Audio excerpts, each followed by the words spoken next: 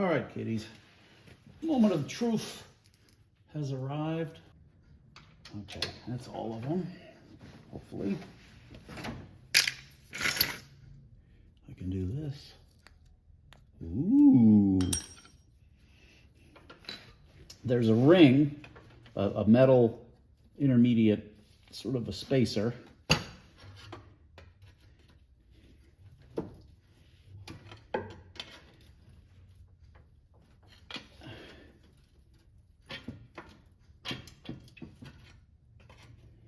Yeah, see, the transmission is pitching on the jack. I have to make sure it's off the rear and it's pouring transmission fluid all over the place, because of course it is. See how they want to fall together? What I should do is pitch the engine up. Ow. Okay. Now, as long as I can pry these apart far enough, I can start dropping this. God damn it, it's going everywhere. And the light is failing, because why isn't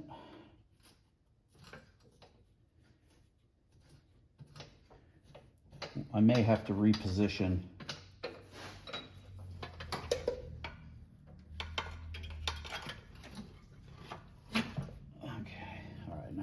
Drop down and see what happens, see what binds it up. I'm waiting for something to bind it up. Oh, let's see if it feels okay.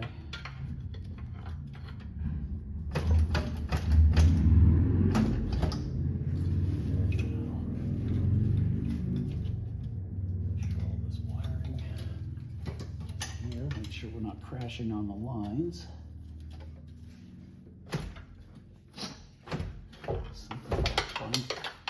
Something binding in the back?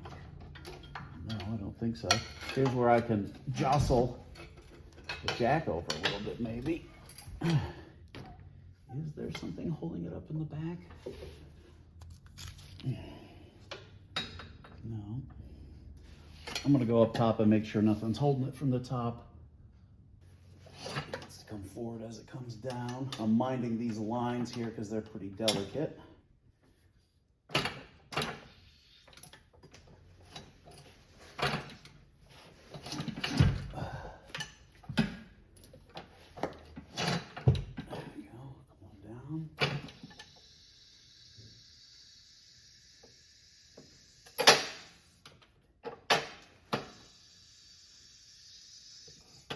There. You know, easy as that. Now, one thing I want to show you, because the purpose of this video is to be able to do this stuff, you can see, hopefully, that the height of the transmission is such that it isn't going to want to come out from under the van, because I've had to put it up on these blocks so high to get this floor jack up high enough and low enough at the same time.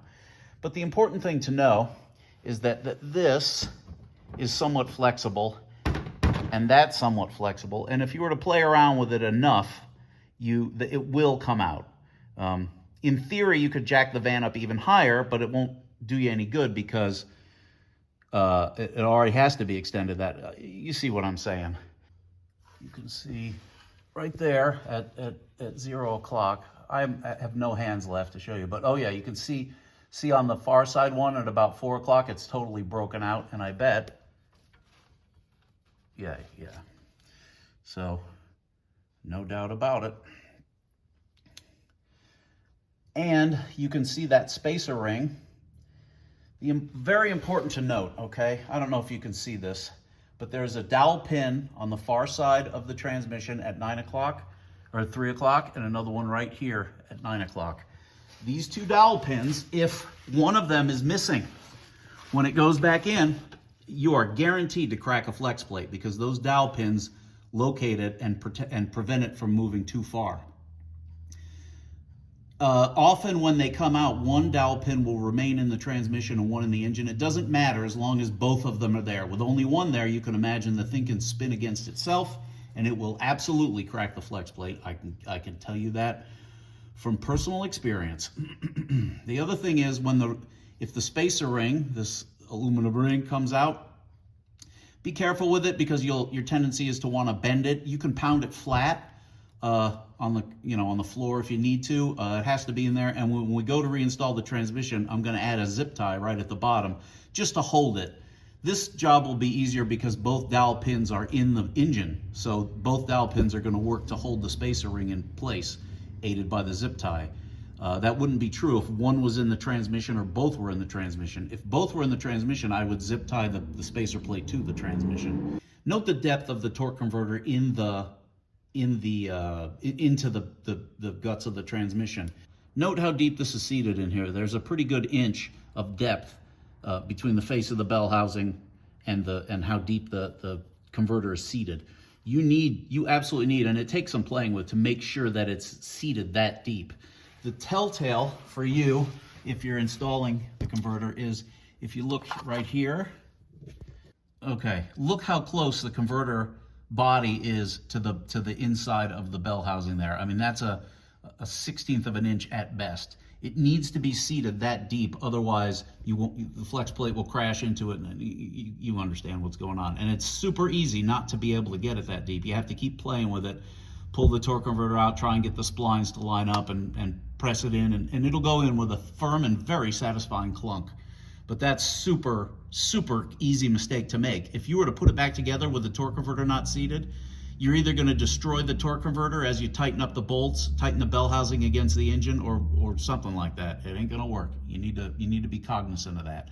And of course, it spins perfectly freely in there, as you would expect. Hopefully, the engine will provide enough compression. And it won't.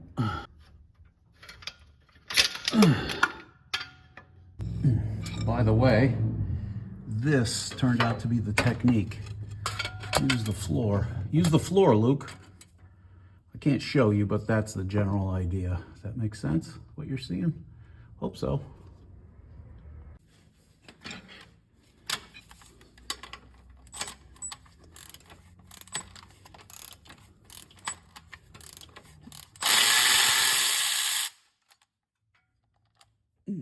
Exciting. I would argue there's too much Loctite, and as I mentioned in one of my oldest videos, the flex plate always has a mild smell of fish. I don't know why. A hint of the sea, or the briny deep.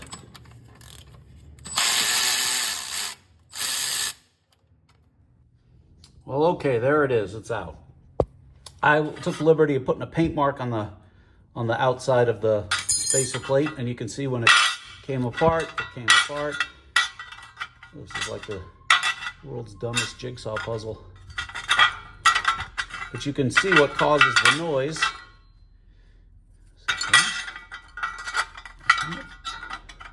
Well, I don't know. But you can see what causes the noise. And you can see how, by looking here, when it's in place through the little access port, you could see the crack there. I could see the crack there, and that whole piece was missing. And I believe I saw the crack. Yeah, it's moving. I would have seen it at each of the windowed kidney beans. All right, this part isn't rocket science, as you would expect, because I'm a non-rocket science kind of guy. What we're going for is to get all the old Loctite out of there. It doesn't need to be in there. And to make sure the threads are clean.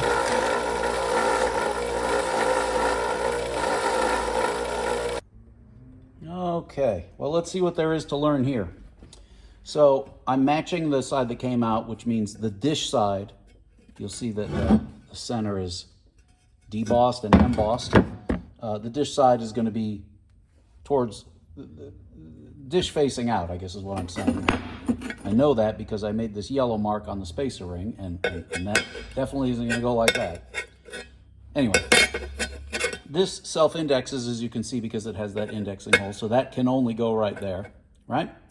Here's what's important about this, super important, okay? Let's look closely, shall we? Hole, round, round, round, round, round. Oh, check this hole out. It may be difficult to see, but it has square-shouldered sides. It's kind of straight there and kind of straight there. And the bright idea with that is that if I put a bolt here, it has some radius. It can wobble around. Here, it's basically held. It can't wobble around as much. And the point is, you do that one first, and all the other ones will line up. If you do this one first, you'll still be able to wiggle it, and you won't be able to get the holes to line up and so on. But if you do the square-shouldered one first, you will. The same is true when we go to put the torque converter back in. See that square-shouldered bolt? See how the other ones are not square-shouldered? Do that one first, and then that one will line up. If you did this one first, then who the hell knows what's going on over here? Could be twisted. It's going to be very difficult. You have to take it off, put it on. But this is an engineering thing. It's engineered to do that. Okay? Okay. I should add something here to make this more of a pain in the ass. See that? That's clocked right. If you do it wrong, see that? They're not equidistantly spaced. I'm going to have to figure out how it goes back on the yeah. So, I mean, this side's obvious because of that hole. But it may take a couple of attempts to get them to all line up when I go onto the crank flange itself. I suppose I could hold this up to the crank flange. Yeah, and see if they line up. And then, yeah, I'll do that. That sounds smart. One small drop of this shit, blue Loctite. That's all you need. The spec, by the way, is 70 foot-pounds in a crisscross pattern when I tighten this back up, which I will not be able to film. You just have to live without me for a few minutes. Okay, the flex plate is in, torqued to 70 pounds with my fancy torque wrench in a kind of a spiral pattern or a star pattern, cross pattern, 70 pounds. Now I'm going to turn my attention to the ring. I hope to be able to leave this in, but as you can see, it's a little bent. That'll happen as it binds up when it comes out and whatever. Two ways to do this: put it on the floor and beat on it with a hammer gently, or you can bend it by hand, just be careful. And we'll see how we do. And of course, I can always check it by putting it on the floor. You should know that these rings are generic to every Pentastar with an automatic transmission. Yeah, well, up through whatever, 2018, 2021, whatever it is. Not a difficult part to acquire if yours is mangled, which very well may be. Okay, well, let's see how I do. Okay, I just did it by hand.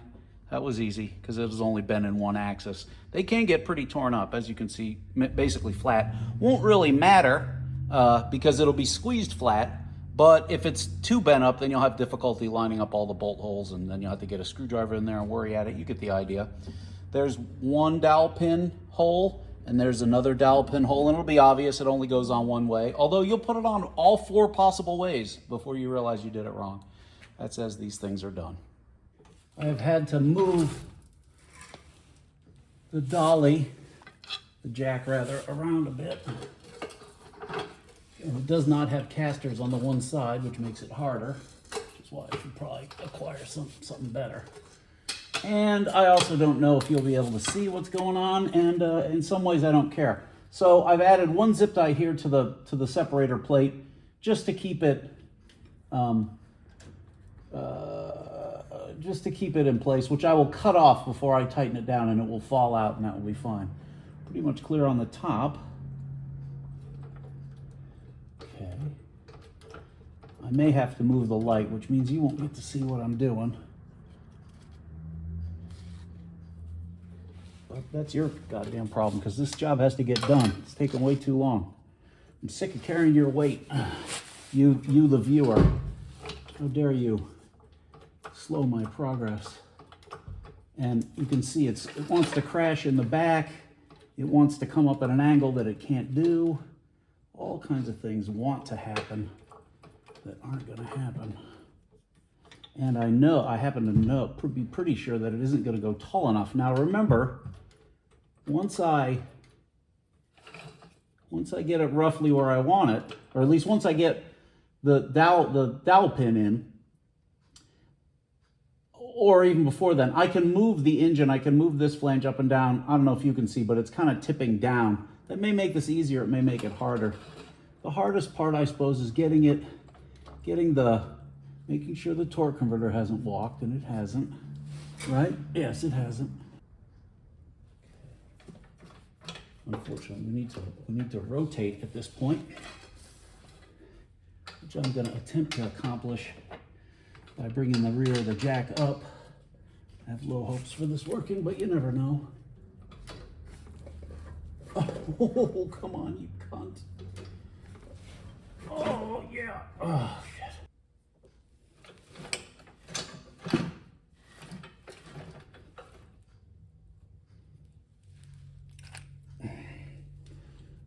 No chance I'm going to get that lucky. Oh, holy mother of inlaid pearl.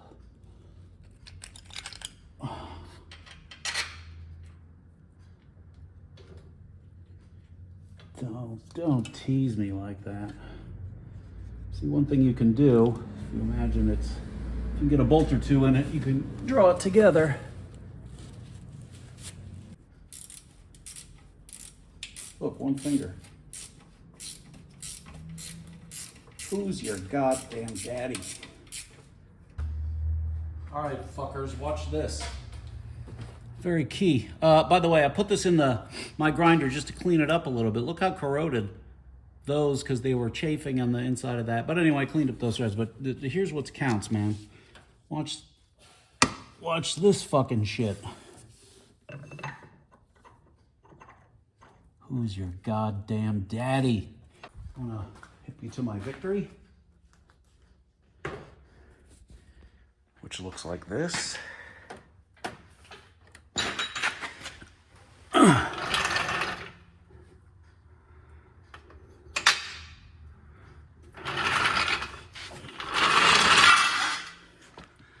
And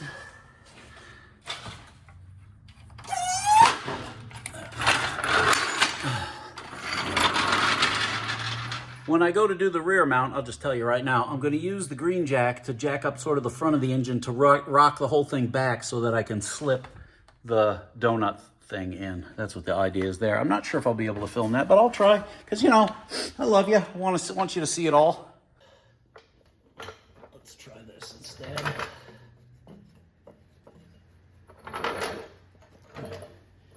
It isn't going to take much force, but the idea is I'm rotating the engine around so I can get that rear mount in. And I don't want to put too much force on it. I feel like you get the general idea.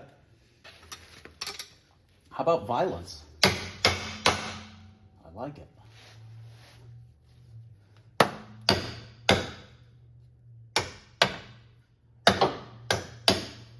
Okay. Jesus Christ.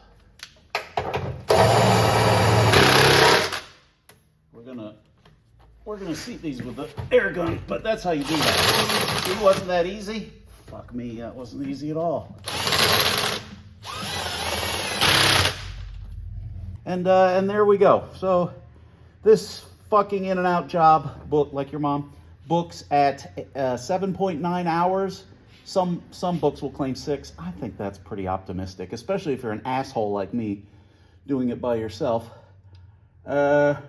You get much better at it as you go, and like so. And this has been fun. I'm gonna go towel off. I'm covered in sweat and transmission fluid. I suppose what remains, if you want a list, would be the transmission cooler line, electrical to the transmission, the 3 speed sensors. You would want to finish up all the Flexplate bolts, or I'm sorry, the bell housing bolts. They do not need to be crazy tight.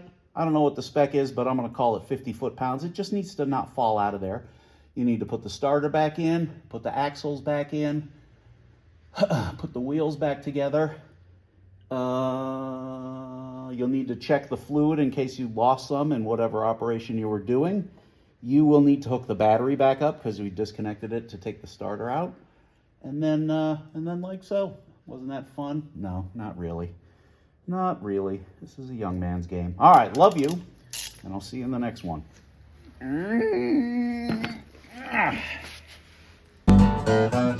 a goddamn lovely